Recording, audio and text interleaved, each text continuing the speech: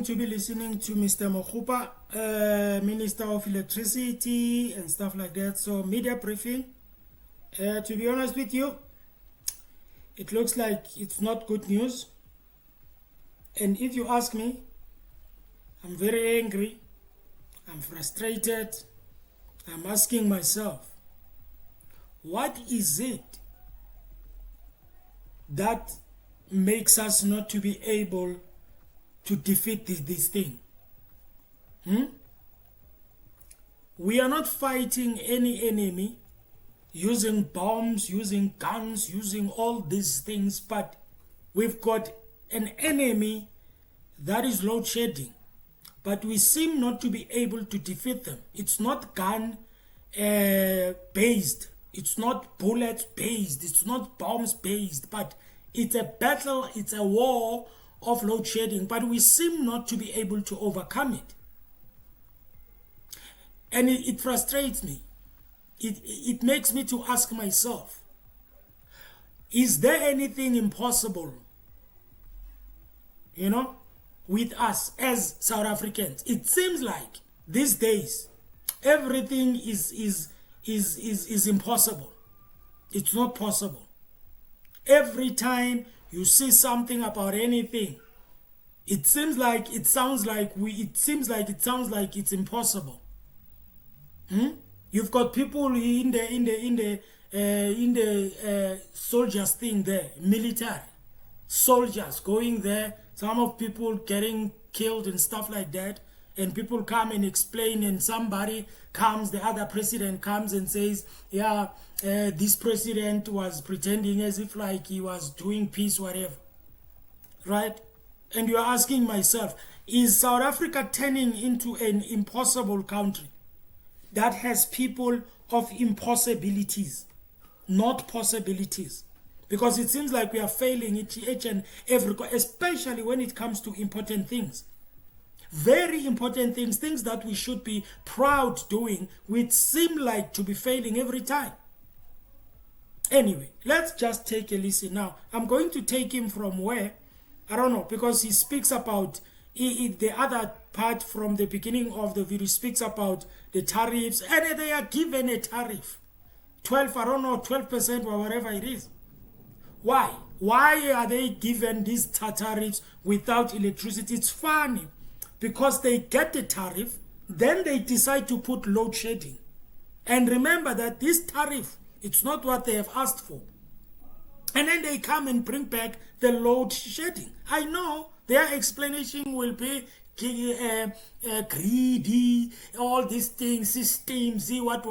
But guys, why is it now they get the tariff and then they come and do the press briefing and then they tell us about load shedding? Anyway, let me not talk too much. We will start from where it starts, and then you can go and watch the whole video. The channel is called Origin what it says Red Origin. Okay, you can go and check the whole video. I just want to pick him where he speaks about the load shedding, just to hear the reasons. Okay, already I'm very disappointed. Okay. And Letabo, where we had a number of units failing at the beginning of the week. So that's the second matrix in that perfect storm, and then the third one was that there were other units that delayed in coming back. So as a result of that, what that meant is that for most of the week we had to rely on our open cycle gas turbines. Essentially, in layman's words, we were burning diesel. Remember, the peaking plants are designed to do exactly that, to help us to be able to stave off the intensification of load shedding or the initiation of load shedding. So what that meant is that we ran those peaking plants and we exhausted, if you like, our reserves. We are at a point where for purposes of protecting the grid and the integrity of the system, we need to maintain the reserve margin. So if you had to ask me, as we sit here, even during the peak, we have enough to support ourselves, but we don't have, we have depleted the reserves. So we have taken a conscious decision that we are not following records. So what is the record? Ideally, we want to say a year without load shedding or proceeding, but no, that can't be at the expense of the system. Like I said, informed by prudent and judicious engineering consideration, and what are the expectations of the system operator, we say we will initiate load shedding. So what does that mean? It gets to be initiated because we are putting back and replenishing all the reserves, making sure that Angerlecha in particular, because we are tracking the diesel there, for require less of that, we must be able to get the dam levels right, so we are not going to rely on those. So essentially we are taking out that the capacity that could be used tonight, but to say to protect the system and allow us as we start next week, and Mr. Marukan and Mr. Ngumalo will share with you the units that will be coming back that had gone out. Of course, it's a very sad moment. We would have wanted the situation where we said it's a year without load shedding. We want the situation when we get that 2,500 megawatts additional. Remember, Kubek unit number 2 has come back in December, and then expecting Kusile unit number 6 to be synchronized now in February, and then Midupi unit number 4 to come back after a long period of unplanned loss factor being out for an extended period of time, I think close to 3 to 4 years. It will be coming up back in March, and then at that point we should be comfortable coming out and say we think that we have the opinion that load shedding is behind us, but we have a duty to protect that. Exceptionally disappointed, all of us, but I was saying to the team, the first thing, protect the system. The integrity of the system is important. We are agreed on that. I think as the engineers here and acceptance that we have to do things right, and the teams will explain that. And then also that the trend line is still in the right direction. If you look at our summer outlook, we did make the point that once teams will explain that, and then also that the trend line is still in the right direction. If you look at our summer outlook, we did make the point that once we okay, now you see my gut feeling, guys, this video is based on, you can look at me and be like, yeah, you are misinformed, you don't know about electricity, you don't know, you are not an engineer, you don't know about grid, yeah, what. That's okay, I will take that to my check, okay? That is fine, okay? But one thing that we must understand, guys, load shedding is frustrating. And I know you will say to me, yeah, they know that, okay, that is frustrating, but they don't have a choice. Listen, I respect their work, I respect the minister, I respect the engineers, I respect everyone, okay? But it puzzles me that you will listen to other politicians, okay? Politicians that some of you don't like, and when they speak, okay, they speak things that are true, but because they are true, some of you don't want to accept them. You don't want to accept them because you don't like them. That is why I told you guys that myself, I am not going to sit here and actually make videos that are biased, videos that are favoring somebody, videos that are favoring. If a minister does something great, something well, I will give it to them. Whether they are MK, whether they are EFF, whether they are ANC, whether they are Action SA, whether they are good, whether they are whatever it is, okay? I will give it to them, right? Because they are doing a great job, okay? Now, what did Mr. Malema said? I'm very sorry that I am bringing him in this conversation. What did he say? He said to us, load shedding is going to come back. And he was actually but he was speaking from the position of elections. After the elections, the load shedding will come back. Some of us, we were laughing at him. We were like, yeah, no, yeah. But I can tell you it's happening now. And he said it. Unfortunately, he's right. Now he was talking there about the soldier thing, about soldier not having weapons, bullets. All right? And people, when they listen to Malema, they think that Malema is just speaking. Guys, I don't believe that Malema can just go on a public platform, on a TV, and just say things like that. Many of them, they came true. Load shedding is back. He said it. We were laughing at him. We were like, yeah, he's just making stay whatever. But it is back. Very soon, that thing of the soldier, there will be investigations there. And they are going to be exposed. People are going to be exposed. And it will come back to Mr. Malema again. What did I say to you? He will be making a press conference very soon. And he will tell you, I told you, load shedding is coming back. And it is back right now. Now, this is frustrating. I am not happy about it. Okay? I'm not happy about it. For me, personally, this is what it is going to do. Okay? It is going to take all the 300 plus days without load shedding. And it's going to take all those days and put them in the dustbin. That means for me, it will be like they never existed. Why? Because they brought us back to square one. I understand, guys. There are greeds, there are pressures, there are this, yeah. We agreed with the engineers that we need to bring back the load shedding. I understand all those stories. Are you telling me, ladies and gentlemen, in South Africa, out of 60 plus million people, there will be no people or no one or no people who can be able to come up with a plan to deal with load shedding? Totally out.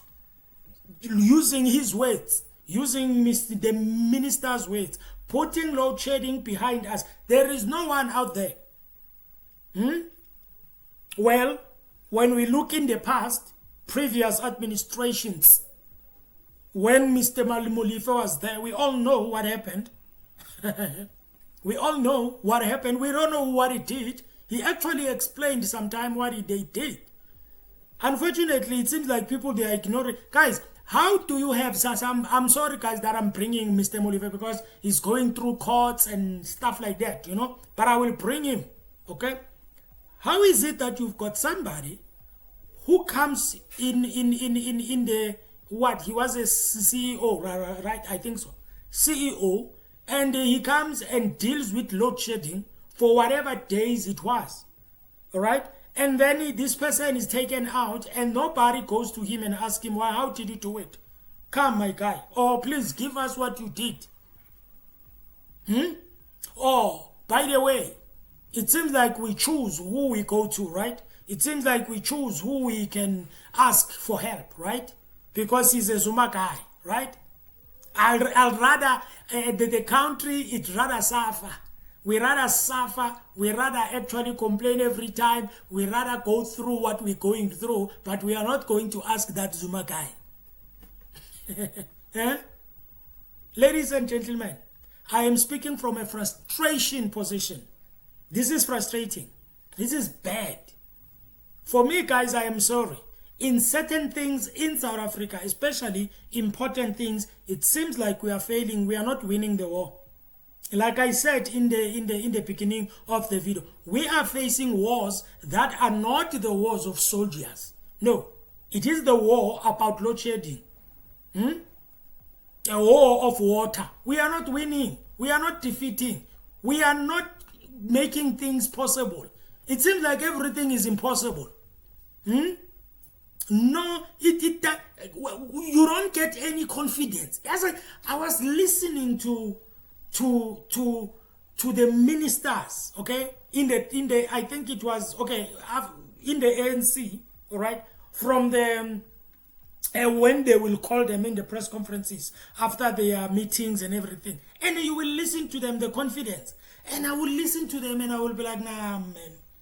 You know, that is why, guys, I don't want to lie to you. I would rather, or I would side with the person who shows confidence in you. You see, guys, when you listen to Mr. Trump, right, President Trump, you listen to him speak, trust me, even if you hate him, but the way he speaks, okay, he gives confidence. He inspires confidence. You want to listen to him, and one thing that you will know, it is that whatever he says is going to do. That's what you want to hear. That's what you want to see from our leaders in South Africa. But we don't have that. Always when a minister comes on a podium, when a person comes on a podium, you can see that confidence. You can see that yeah. No, guys, listen. I am speaking from a frustration position, and I am lashing out because this load shedding thing, I don't like it. I thought that maybe we will get used to it, but we are not. It's not happening. You think that you will get used to it, and then it goes out. It goes out, boom. And what is painful is that it actually destroys other things. It destroys other things. It destroys. You find that you stay in a place where it is destroying you end up not having a stable electricity. The electricity is going out now and then now there's a trip, what, because of the load shedding thing. I'm very disappointed, guys. I'm very disappointed about this, okay? Now, I do understand that this is not an easy thing to do. This is not an easy thing to do, actually. It's not easy, okay? But how is it possible that there was a person who did it? There was a person who was there who actually made the load shedding to go away for whatever days. It was a long time, guys. How did he do it? Are we going to ignore that? Are we going to be sitting there and ignoring that? And allowing people to just... Anyway, let me not... Guys, I don't know what do you think about this. And like I am repeating, and I will say this until the video ends, okay? I am speaking from the place of frustration. When I heard that the load shedding is coming back, my heart dropped. I was like, it seems like there are always impossibility everywhere. It's like we are a country of impossibilities. Water. We have a problem of water.